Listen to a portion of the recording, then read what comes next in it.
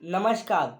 आज के समय की बहुत ही इम्पोर्टेंट बात, एक इम्पोर्टेंट प्रॉब्लम बोल सकते हैं, आपके साथ डिस्कस करने जा रहा हूँ। आपको समझने के लिए एक इन्फ्लुएंस करना चाह रहा हूँ।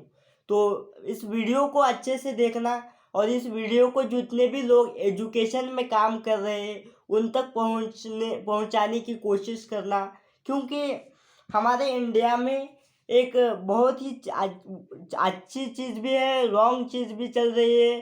तो इन चीज़ों को समझना बहुत इम्पोर्टेंट है आज के समय पे। चलिए इस टॉपिक को डायरेक्टली शुरू करते हैं।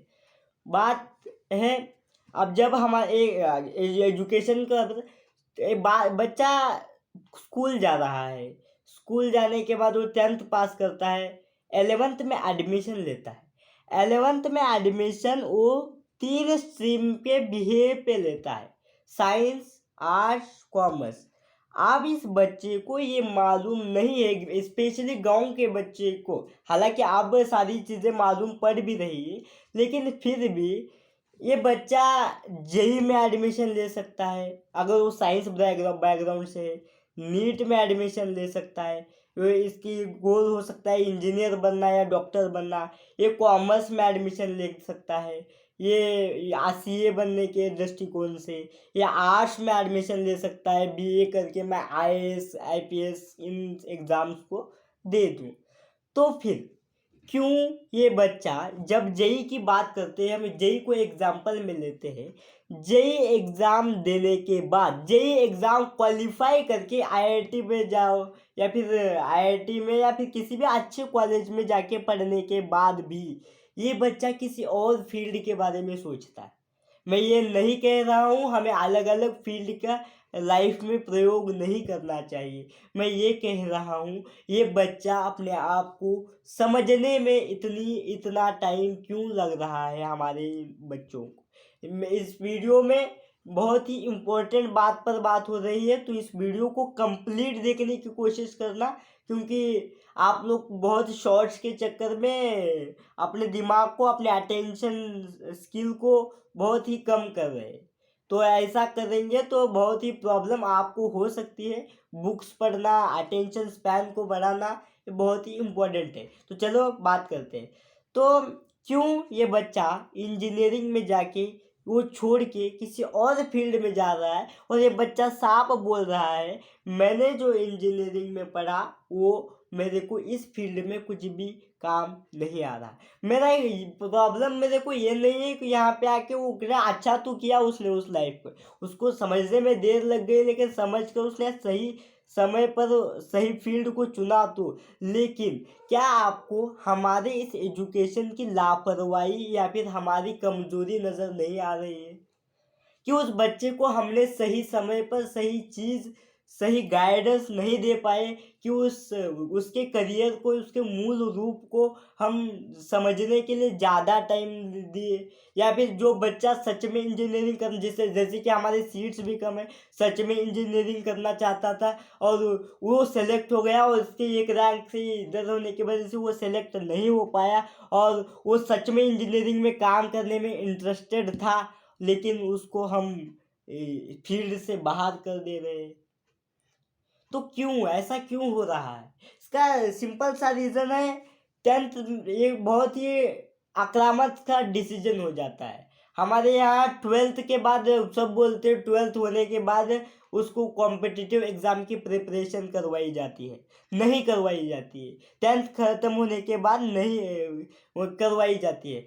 12th ख़त्म होने के बाद उसको कॉम्पिटिटिव एग्ज़ाम की प्रिपरेशन करवाई जाती है। ऐसा नहीं होता है, उसे 10th करवाने के बाद कॉम्पिटिटिव एग्ज़ाम्स की प्रिपरेशन करवाई जाती है, जो कि मेरे हिसाब से नहीं करनी चाहिए, नहीं करवानी चाहिए। क्यों नहीं करवानी चाहिए, कैसे और क्यों नहीं करवानी चाहिए, किस सेंस में बोल रहा हूँ, इस बात को समझना। बच्चे को तब तक आप उसको किसी भी पढ़ने के लिए नहीं भेजना चाहिए जब तक वो खुद डिसाइड ना करे।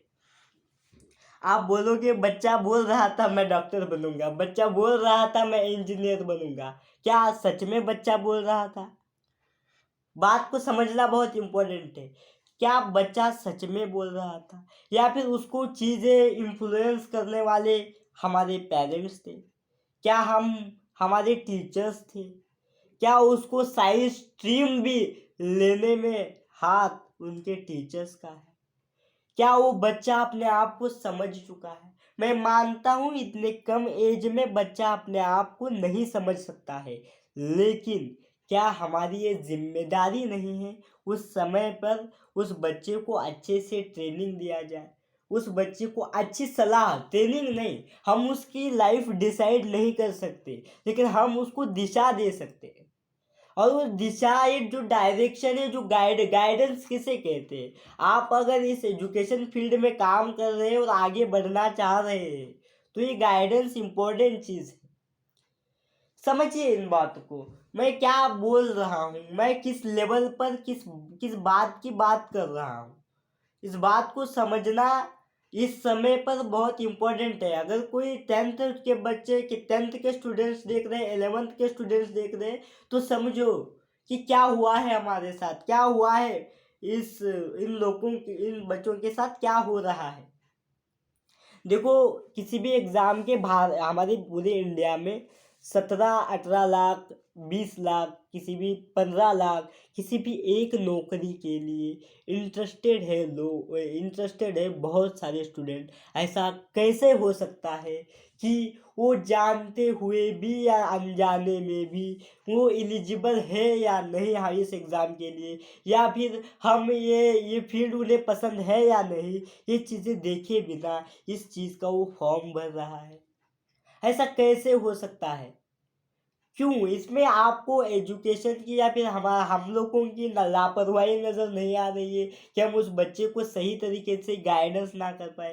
देखो, करियर को चूज करने के लिए एक बुक है, इकिगाई बोल के, उसमें बताया गया है सबसे पहला ऐसा कौन सा काम है जिसमें आपको मज़ा आता है।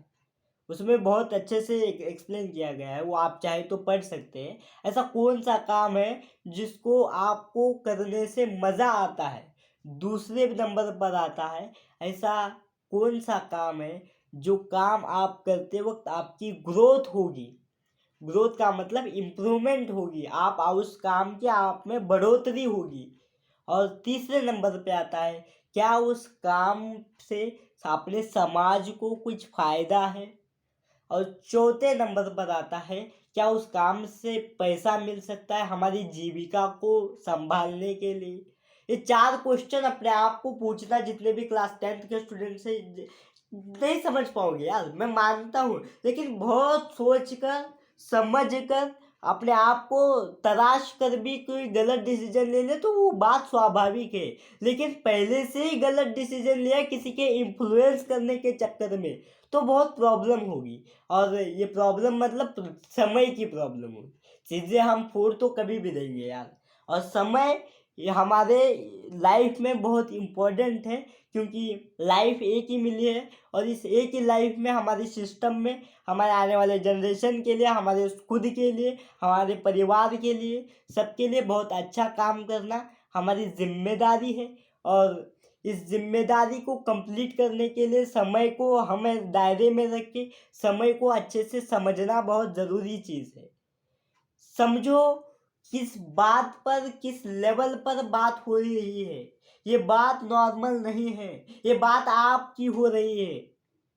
हाँ, देखो, क्यों हम हमारा करियर सिर्फ और सिर्फ जो एजुकेशन सिस्टम चल रहा है उस हिसाब से इस हिसाब से पढ़ाई कर रहे हैं। क्यों हमारे स्टूडेंट्स सरकारी नौकरियों के बारे में ही सोचते हैं। सरकारी नौकरियों के बारे में सोचना बहुत ज़रूरी है। सरकार में जाके अच्छा काम करने के लिए ज़रूरी चीज़ है, सेवा भावना से अच्छे फील्ड्स में काम करना ज़रूरी चीज़ है। लेकिन क्यों वो ये बच्चा उसी सरकारी नौकरी में जाना चाहता है जहाँ पर उसकी शायद उसकी ज़रूरत ना हो, फिर भी वो ना हो तब भी कोई काम हो सकता है, फिर भी वो जा रहा है। ऐसा क्यों हो रहा है? वीडियो में आपको कुछ उथल पुथल दिख सकती है। वीडियो में जो बात होने जा रही है इम्पोर्टेंट, उस बात पर ध्यान देना। मैं कोई इस विषय का एक्सपर्ट नहीं हूँ, लेकिन मैं ये भी नहीं बोलूँगा इस विषय के बारे में कुछ भी नहीं जानता हूँ। मैं इस विषय के बारे में बहुत सारी चीज़ें जानता हूँ। बहुत सारे हमारे एजुकेशन की गलतियाँ हैं इसमें इंक्लूडेड। बहुत सारी चीज़ें हैं जो हम चाह कर चेंज कर सकते हैं, और इसके लिए बहुत बड़े बड़े डिसीजंस की ज़रूरत नहीं है। आपकी इंफॉर्मेशन के लिए बता दूं, सब लोग बोलते हैं एजुकेशन सिस्टम को चेंज नहीं करना चाहिए। ऐसा नहीं है कि इतने इतने लेवल पे एजुकेशन सिस्टम चेंज होना चाहिए, अच्छी बात है, लेकिन क्या अब भी कुछ गाइडेंस या फिर कुछ चीज़ें एजुकेशन सिस्टम में इंक्लूड की जाए तो चीज़ें सुधर सकती है। आप मानते हैं हमारा एजुकेशन सिस्टम करंट लेवल पे रॉन्ग चल रहा है और इसको हम 5-10 सालों में ठीक कर देंगे। क्या 5-10 सालों तक जो स्टूडेंट्स पढ़ रहे हैं उनके साथ कुछ भी हो जाए आपको कोई फर्क नहीं पड़ेगा? क्या उनको विक्टिम बनने देंगे आप? क्या वो उनका हक नहीं है कि वो एक सही गाइडेंस मिले, वो सही हिसाब से वो चल पाए? बातों को समझना इम्पोर्टेंट है। क्यों? क्योंकि बच्चा लाइफ में करियर ही एक चीज़ है जिसे हमें प्यार करना हमारा रोल है इस धरती पे, या फिर हमारे देश में हमारा एक रोल होगा जो होगा हमारा करियर। आपसे जब भी पूछा जाएगा कितना कमाते हो से ज़्यादा आप कितने कौन सा काम करते हो, ये ज़्यादा इम्पोर्टेंट चीज़ बन जाती है। समझना, दिमाग को खोलना इस वीडियो का उद्देश्य था। इस वीडियो से दिमाग खुल जाए ये अपेक्षा भी है। तो सारे जितने भी स्टूडेंट्स देख रहे हैं समझो इस बात को, इसको एजुकेशन में जितने भी लोग काम कर रहे हैं उन तक इस वीडियो को पहुंचाने की कोशिश करो, ताकि कुछ देखो एजुकेशन के लोगों तक नहीं भी पहुंच पाई तो जितने भी स्टूडेंट्स हैं उन तक भी ये बातें पहुंच गई, फिर भी कुछ चीज़ें बदल सकती है। और बदलना तो है सिस्टम, किस सिस्टम की बात कर, सिस्टम भी तो हम ही है ना यार, हम ही तो सिस्टम है। तो हम लोगों को जब ये चीज़ें समझ आएंगी, जब हम इन चीज़ों के लिए आगे आएंगे तो चीज़ें बदलेंगी। और इसी आशा के साथ अगले वीडियो में बहुत अच्छी अच्छी चीज़ें बताई जाएंगी।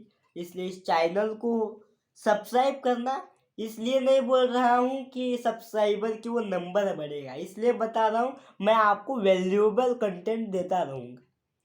Thank you very much. Stay safe, stay home. अरे स्टे होम नहीं, अभी तो कोरोना नहीं है, कुछ भी बोलता हूँ। Thank you.